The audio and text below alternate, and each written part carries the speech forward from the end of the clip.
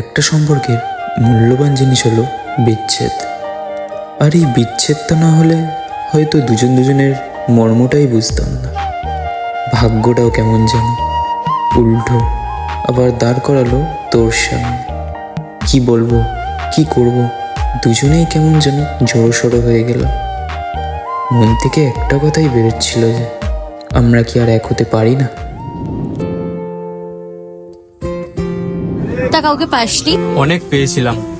কেন, কি কমি ছিল তাদের মধ্যে? তাদের মধ্যে সবকিছুই ছিল, কিন্তু তুই ছিলি না। এতটা অ্যাটাচ কবে হলি?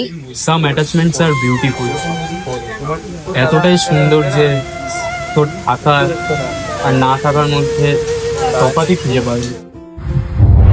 Anyway, happy birthday.